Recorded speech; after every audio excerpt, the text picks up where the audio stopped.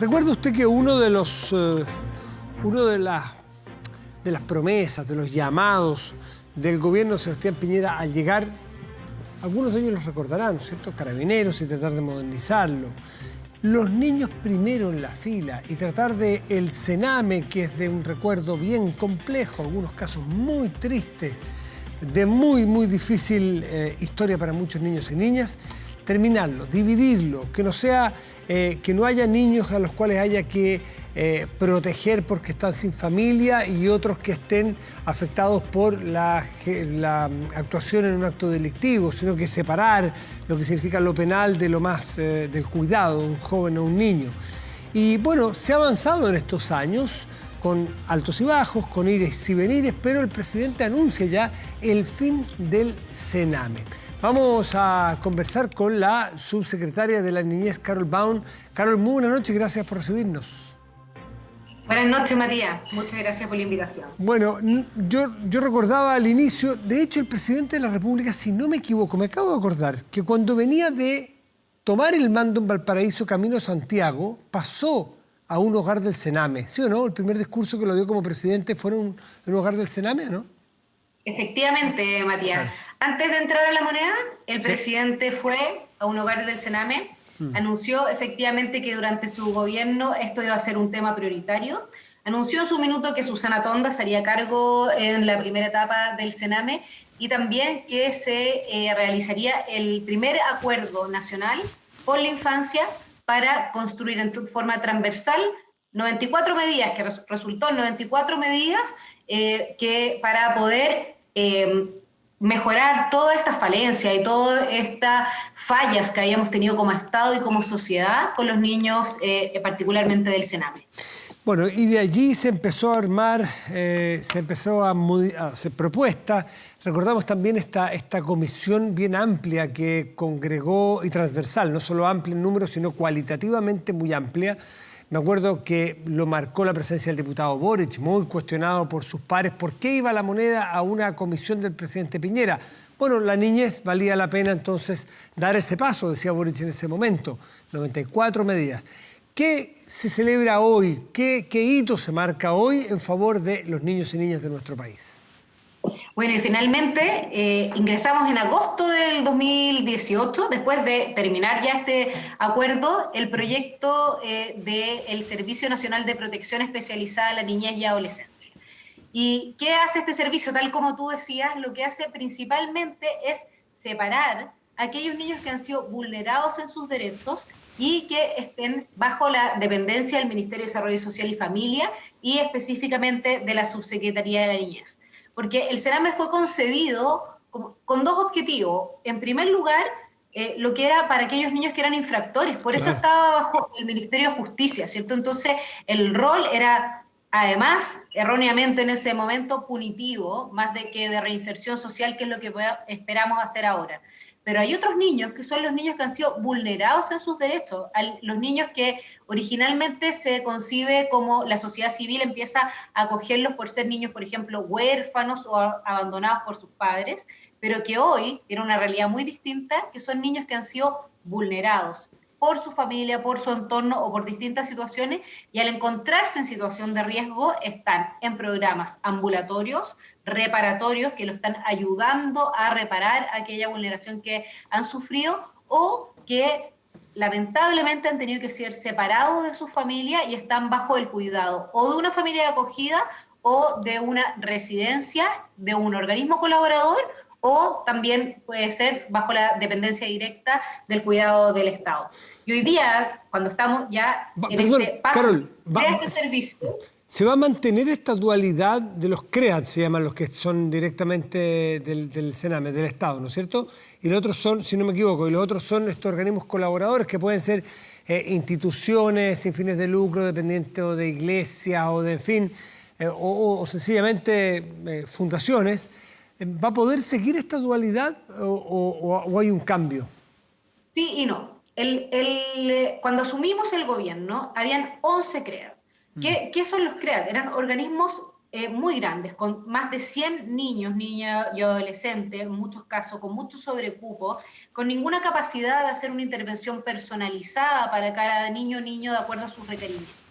Entonces, en esa época, aún antes, mientras tramitábamos este servicio que también apunta hacia allá, lo que se hizo y lo que hizo principalmente Susana Tonda fue cerrar estos CREAT y transformarlas en residencias familiares, personalizadas, para no más de 15 niños, con un tratamiento especial, con personal realmente capacitado para reparar este daño que se les había causado y también para trabajar con sus familias en la reinserción, en el fondo para que pudieran volver a esta familia en caso de que fuera posible, ¿cierto? Y entonces estos CREAT lo que estamos haciendo es transformarlos todos en estas residencias familiares, ya no esta residencia masiva, sino que residencias familiares.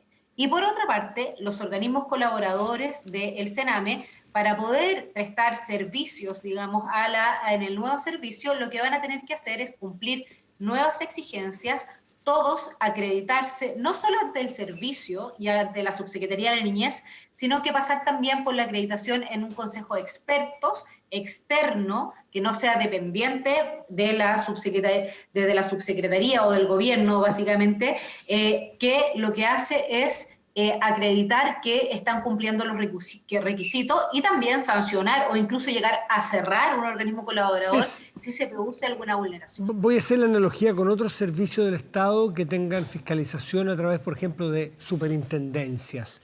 Es un símil, es decir, va a haber un organismo del Estado que va a ir a fiscalizar, mirar que se esté cumpliendo con todo lo que requieren estos organismos colaboradores, porque además reciben dineros públicos que tienen que administrar en favor de estos niños y niñas que fueron vulnerados y que requieren todo el cuidado.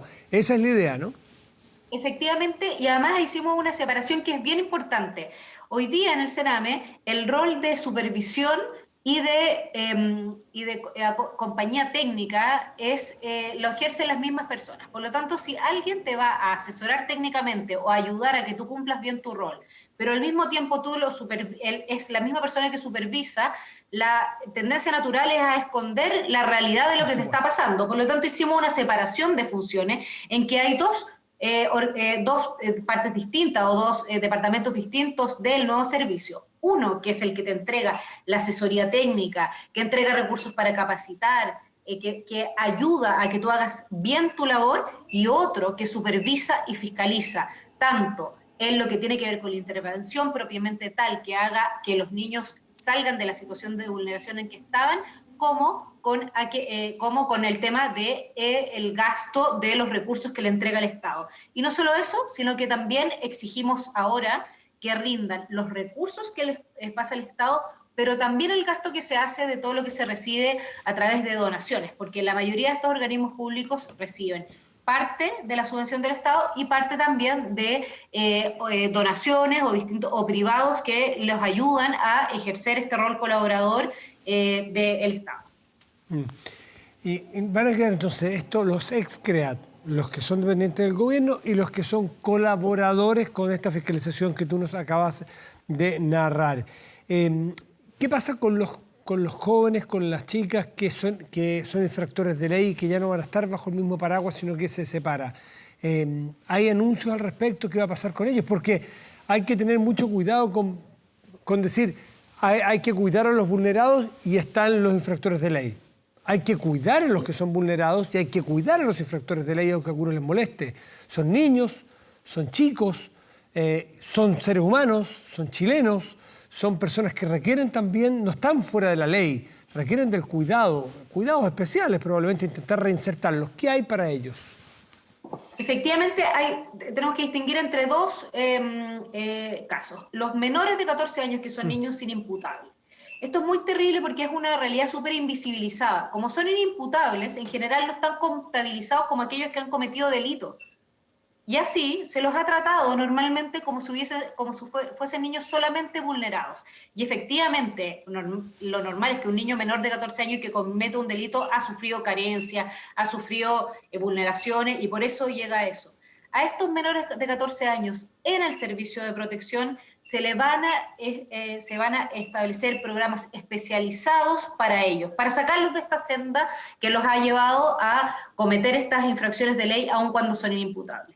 Ahora, todos los mayores de 14, los que son ya están bajo la ley penal adolescente, se cambia el foco y se está creando el servicio de reinserción social juvenil. Es decir, bajo la dependencia de justicia, pero no de carácter punitivo, no busca castigarlos. Lo que busca es sacarlos de esa senda, la reinserción social juvenil. Ese proyecto no está avanzando, pero no está todavía promulgado y aprobado totalmente como es el servicio de protección. Estamos avanzando, por eso nosotros hemos dicho que hoy día es el comienzo del fin del Sename, porque cuando promulguemos la ley que crea el servicio de protección, todavía, hasta que no se apruebe la ley de reinserción, en la parte de reinserción social juvenil o en la parte penal adolescente, como se ha llamado normalmente, sí va a seguir siendo el Sename por un tiempo. ¿Y ahora, van a seguir? Está muy avanzado y esperamos que también prontamente ya se establezca también este nuevo servicio. Carol, ¿y va a seguir bajo la dependencia de justicia esto que ve el tema de los jóvenes y las chicas infractoras de ley, o ambos pasan al ministerio, o ambos van a estar bajo el Ministerio de Desarrollo Social y Familia? Reinserción social juvenil sigue en justicia, pero también hemos creado un sistema completo integrado que va desde la creación de lo que se creó anteriormente, ¿cierto?, en los gobiernos pasados. Hay una institucionalidad que se ha ido fortaleciendo y por eso tenemos que estar orgullosos como país que en pocos años ya tenemos una subsecretaría de la niñez a cargo de la parte preventiva, una defensoría de la niñez que también tiene un rol muy importante en la fiscalización y en la verificación de que se estén cumpliendo como Estado todos los objetivos que establece y que nos mandata la ley. Por otra parte, el servicio de protección y finalmente también el servicio de reinserción. Entonces, una institucionalidad completa. Y también está en tramitación muy avanzado y esperamos también que salga prontamente por lo menos, ojalá durante este gobierno, la Ley de Protección Integral de los Derechos de la Niñez, que es la que se conoce como la Ley de Garantías, que crea todo el sistema de la alerta niñez y el sistema preventivo para evitar las vulneraciones, para que lleguemos antes de que se produzca una vulneración y ojalá cada día tengamos menos niños que lleguen al servicio de protección especializado en la niñez y adolescencia. Mencionaste recién a Susana Tonda, que ya no está en el servicio, renunció hace cosa de meses, pero hizo una labor que todos los expertos indican que es muy, muy importante. Y una de las cosas, en las veces que me tocó entrevistarla, habló y mencionó un caso de un piloto que se estaba haciendo, me parece que en conjunto con el Hogar de Cristo, que era un piloto, claro, era muy caro, o mucho más caro, pero era realmente muy selectivo, muy enfocado a la recuperación de los niños, la reincorporación en su familia, con calidad de vida, como si pudieran vivir una familia, que es lo que les corresponde y quisieran esos niños o niñas que no pueden. ¿En qué van esos pilotos si es que se han empleado y si siguen adelante? Así es, o sea, el Hogar de Cristo es este piloto, efectivamente caro, complejo, etcétera, y los CREATS, que empezó a cerrar Susana Tonda, se han ido transformando en estas residencias familiares que son muy similares a este modelo del Hogar de Cristo. Mucho más recursos, mucho más personas a cargo de cada niño, personalizado, con trabajo especializado para reincorporarlos a la familia o, en caso de que no sea posible, para prepararlos para la vida independiente. Imagínate, Matías, que un niño de 18 años que cumple 18 años y no está estudiando, egresa del sistema, ¿cierto? ¿Quién tiene hoy día un hijo de 18 años que cuando cumple 18, el papá, la mamá o la familia que lo tiene a su cuidado le dice, toma tus cosas y ahora hazte cargo de ti mismo? Menos con un niño que ha sufrido vulneraciones en forma permanente. Por lo tanto, este servicio... En nuestra sociedad no se usa, hay otras sociedades que se usa y que funciona, pero culturalmente en nuestra sociedad todavía son muy niños. Y los que nosotros sabemos que a los 18 años pueden hacer eso, porque por lo mismo que tú dices, pero para eso hay que entregarle las herramientas. Claro. Por lo tanto, hay programas especializados ahora y tenemos como labor principal, en primer lugar, cuando un niño es separado de su familia, que siempre es la última instancia, y esto está establecido así en la ley, es decir, fortalecimiento total de los programas ambulatorios. Lo ideal es que un niño no sea separado de su familia, sino que sea tratado a través de programas ambulatorios.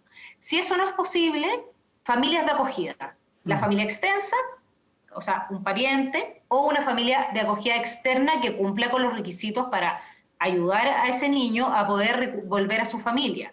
Y en último término, las residencias, y las residencias idealmente siempre de carácter familiar y nunca más estas residencias masivas, es decir, cada vez más parecidas a este modelo piloto del Hogar de Cristo. Dos preguntitas. Y eso Sí. se ha ido logrando ya, y hoy día es un orgullo de la verdad para nosotros como gobierno decir que hoy día hay muchos menos niños en residencias que en familias de acogida. Normalmente la proporción era unos poquitos de familias de acogida y muchos en estas residencias masivas. Hoy día la gran mayoría está en familias de acogida y muchos menos en residencias, y muchos de ellos, casi ya te diría más de la mitad, en residencias de carácter familiar y no en estas CREAS o residencias masivas. Son verdaderas familias. Me acuerdo del CREAS de Playa Ancha o de Valparaíso. Fue uno de los primeros que desarmaron porque tenía un modelo que lo que hacía prácticamente era más daño a los niños y niñas que estaban allí que ayudarlos. Y se subdividió, se hizo un hogar chiquitito, más de tono familiar. ¿Cuántos de esos hay ahora? ¿Cuántos de estos modelos familiares hay hoy día?